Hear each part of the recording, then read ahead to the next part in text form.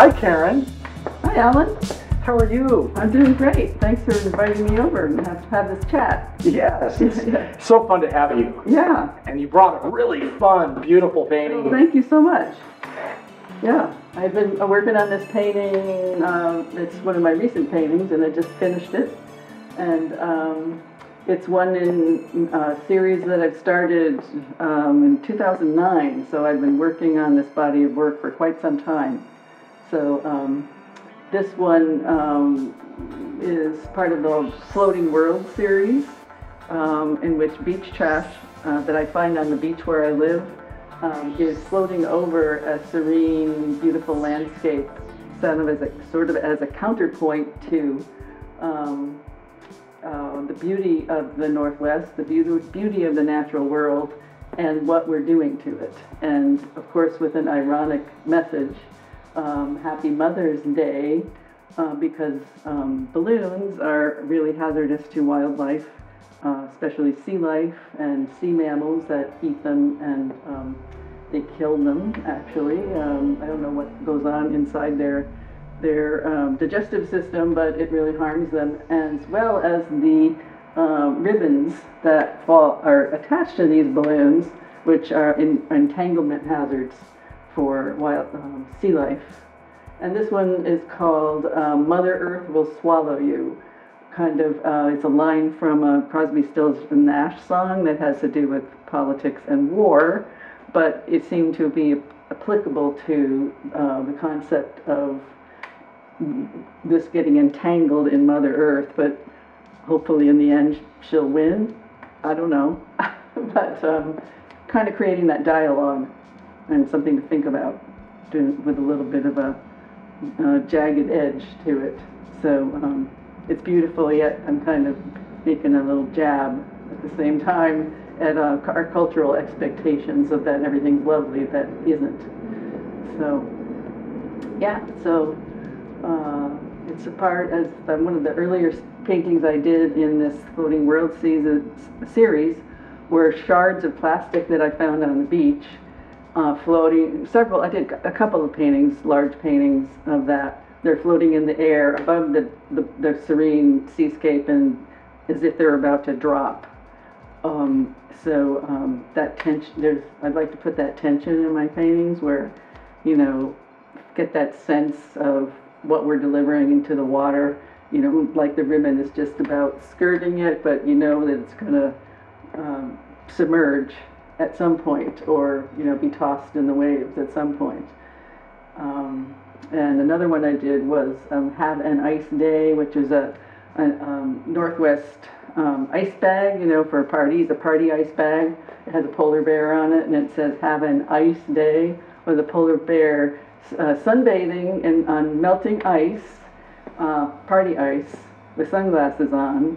And just the irony of that was just too perfect for the kind of work I do and the message that I like to convey in the work. And I also think that a lot of why I do what I do is that I have a passion for animals. So it's not always obvious in the paintings. I don't paint pictures of animals, but the impetus for me to do the work is really because I care so deeply about the natural world and the safety of animals and the rapid extinction of many wild animals.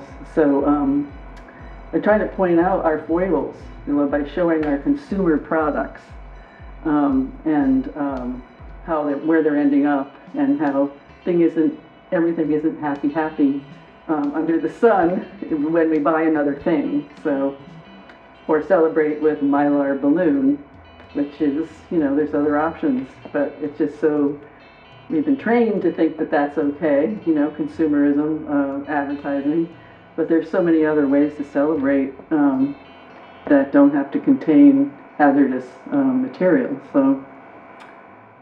So yeah, that's what I'm about for the most part. Yeah, it's brilliant, and well, thank you. The way you, particularly I'm fond of some of those transparent bags are so well painted. Oh, like you're really skilled yeah. painter. I really respect you that you're able to, that's difficult to pull off. And you, Yeah, every time I go to start one of those, I wonder, like, what makes you think you can actually do this? You know, it's like, I've done it before, but it's always a bit of a challenge, Yeah. you know, so, but it works.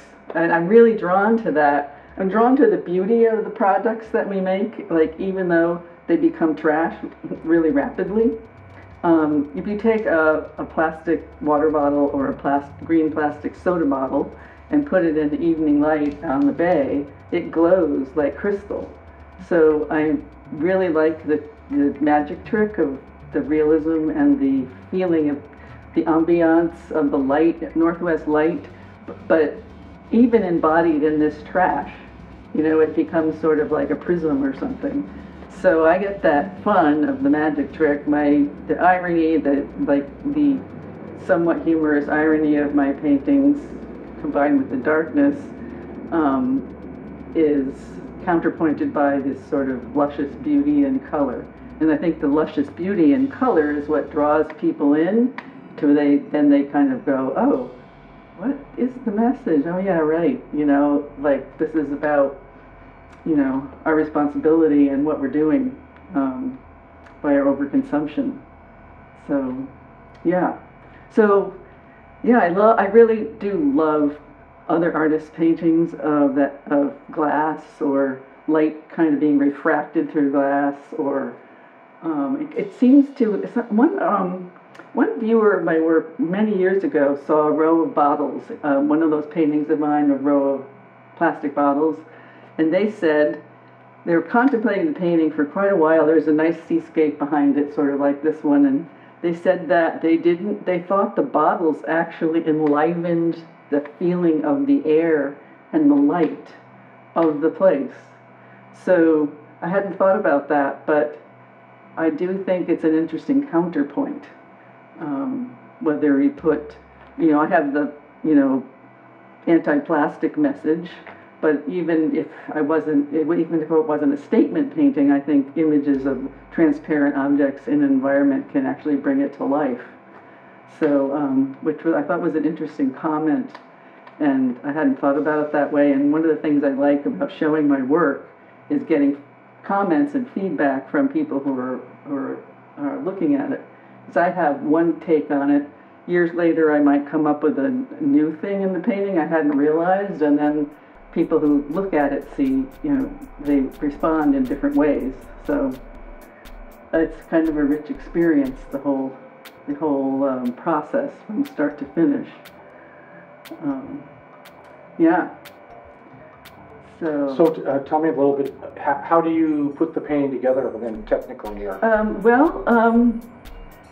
You know, I started out after many years of not painting, you know, back in the early 2000s, I started out doing plein air painting, really kind of more immediate and having to paint pretty fast while the light changed and the weather changed and the bugs flying around. And I slowly migrated into my studio practice when I wanted to do larger pieces, and I would translate the plein air into larger pieces. And my long-term tendency and I think life experience sort of led me to really wanting tight detail, and that just the experience of the finely tuned hand in my work. There's just something I just really enjoy about manual dexterity or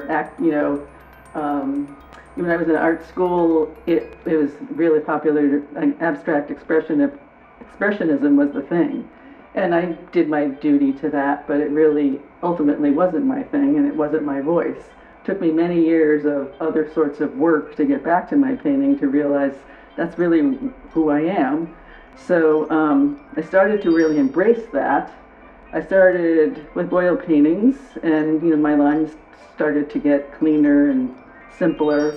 The shapes started to get cleaner and simpler. I started to work in gouache, and like watercolor, you have to maintain the white of the paper as long as you can, you know, for the whites that are in the image. And when I started this body of work, there would always be an object of trash in the middle, and I wanted to get those sweeping transitions of color in the sky. So I started masking, using a liquid mask on the paper, the white out to where the object would be painted, so I could paint with a big brush across. The gouache paintings were small, but to paint with a brush and let the paint flow and make that smooth transition. And then I would take the liquid mask, which was then sort of like rubber cement, or it's rubbery, peel it off, and then I'd have white paper on which to paint the detail of the object. Interestingly, when I started applying that technique to the oil paintings because it just worked.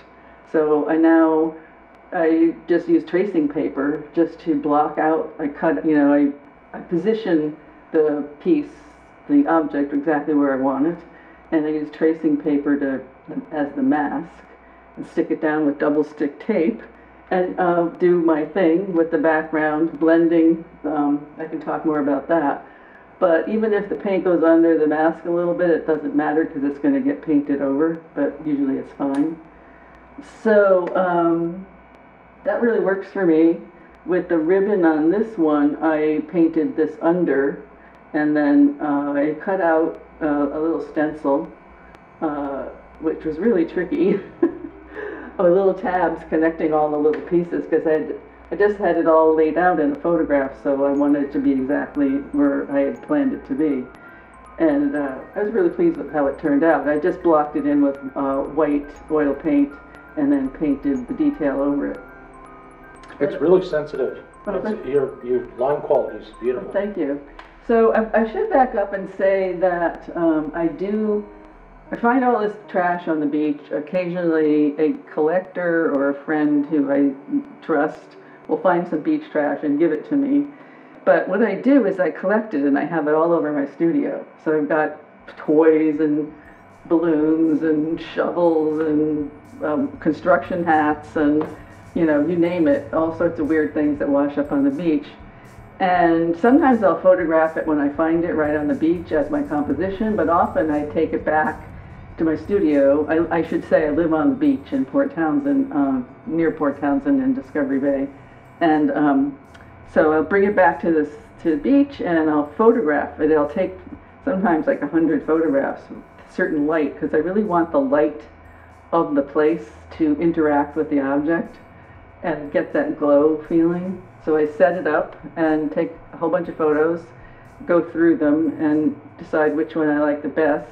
And sometimes I'll take some part of one photo and add it to another photo using my computer skills from doing textile design, which is another story.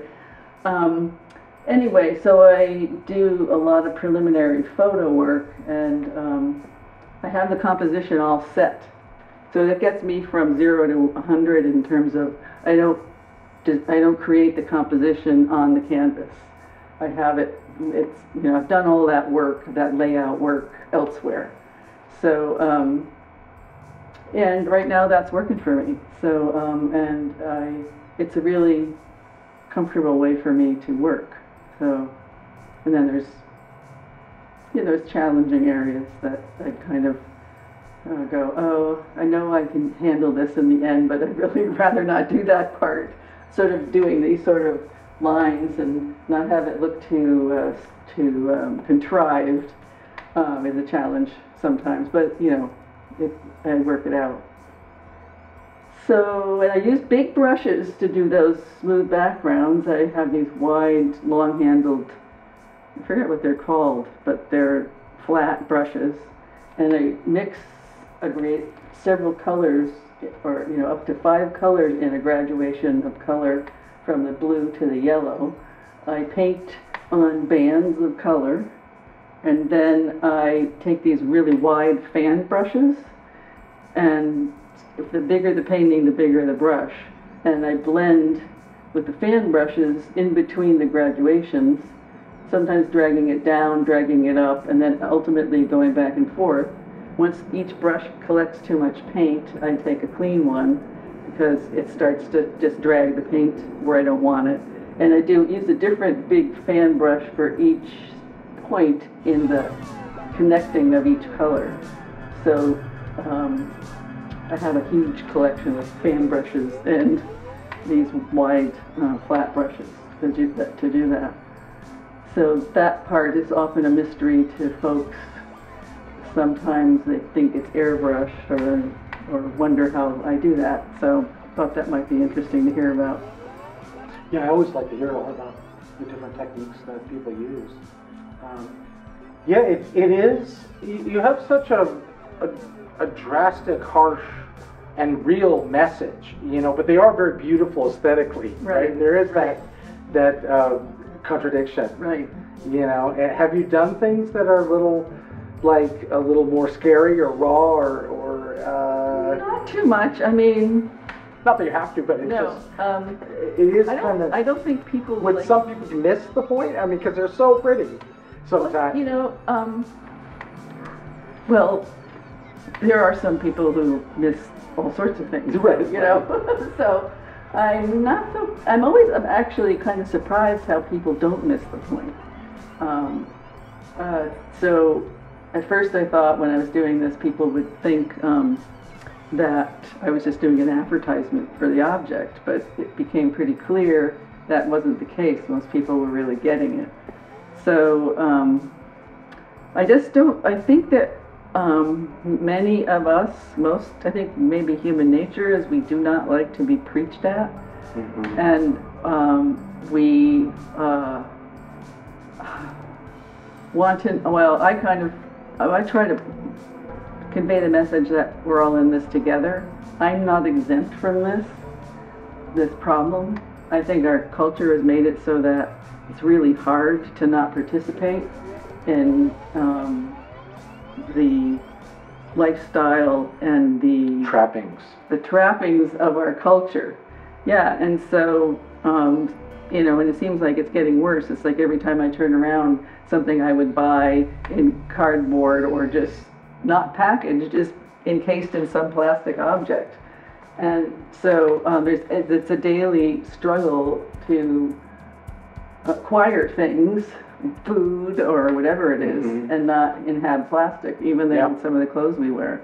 But so my personality is such that I have this combination of deep grief and passionate nature, as well as this lighthearted humor.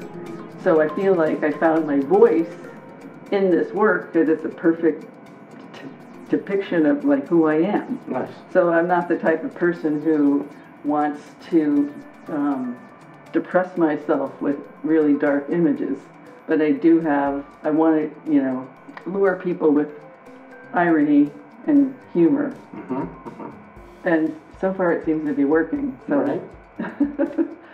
Yeah. So yeah, but you know, like I did a painting. I found a toy hand grenade on the beach, which I didn't know existed until I living on the beach. I find out that living on the beach and seeing what washes up informs me on what mainstream culture is up to. Right. And I like just glimmers like that. It takes things out of context. So I did a little gouache painting of this hand grenade, you know, and people were shocked by that. Is that really a real hand grenade? You know, that doesn't really look like a real hand grenade, but it's got well, maybe it does. I don't know what I know, but it's long rather than roundish. So anyway, he said, no, it's a smoke bomb that, you know, adults and kids like to play with, you know, sort of like, you know, just whatever. But to me, it was a perfect illustration of our you know, our obliviousness and unconsciousness about the volatile, damaging things we do all around us daily. You know, a grenade going off, you know, it could go off any minute, but it happens to be a toy. But if that's culturally on another level, why are we like using these things as toys? You know, I mean, it's like guns, and you know, so. Anyway, so yeah, I feel a lot of the darkness, but I prefer not to live in the darkness. So it helps me as a person. I don't, you know, if I feel like a real passion that I need to participate in the conversation, and as David Brower said is like, have fun saving the earth, otherwise you're just going to depress yourself.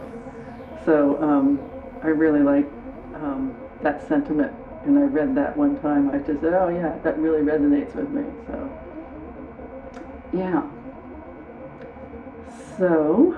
And it does seem that you really articulate the dialogue of graphic design and the power that the companies and the graphic designers employ with their advertising, and the bright colors and the cartoony shapes and the playful, it just sucks you right in. Right. And you just, who knows what the product is, but you want to eat the packaging. It's so delicious, right? It's right. And so there is something you're you're talking about, that some of that beauty in the in the bags or in the advertising and the plastic objects, the Tide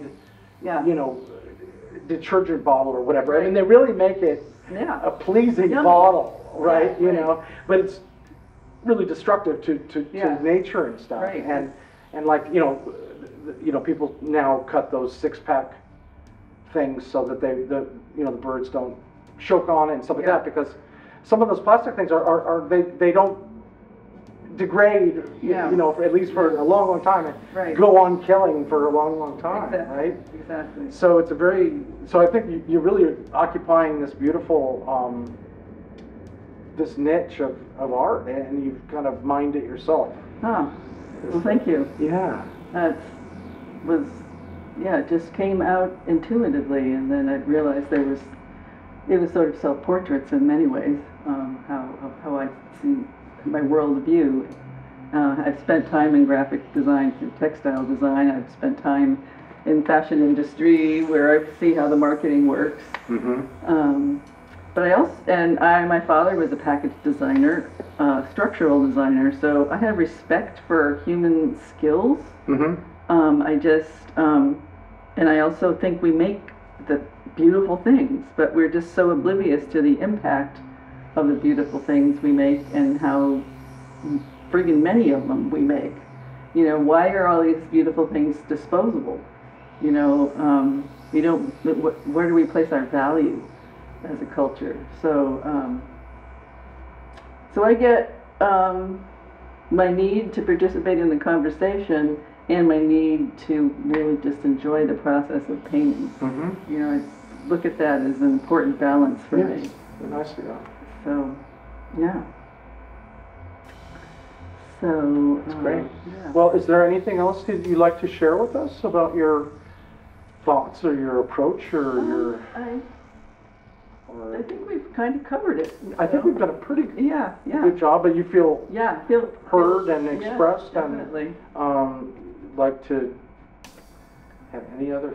Oh, I could wax philosophical about all sorts of things. But well, you're very articulate and fun to talk to, so you know a lot. It's been a pleasure talking to you. Yeah. You know a lot about art and your history with the graphic design and the industry, and so I think that kind of gives you a unique perspective on your work and trashy. You're kind of seeing. You may have felt a certain tinge of maybe guilt even when like you participated in some of this stuff. Well, I mean, we make things and then we throw them away. And they end up on your beach. Well, it got to the point where I was very avidly, concerned with this and starting to do this body of work, many years ago.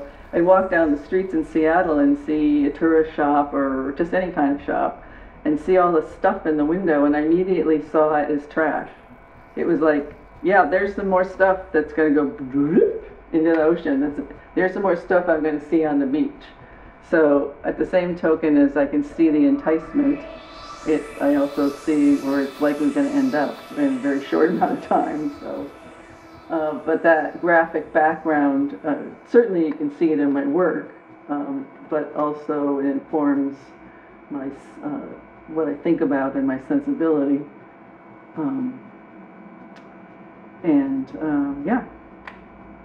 Well, Karen Hackenberg, thank you for coming by and sharing your painting. You're totally welcome. It's been a real pleasure. So, thanks so much. Okay.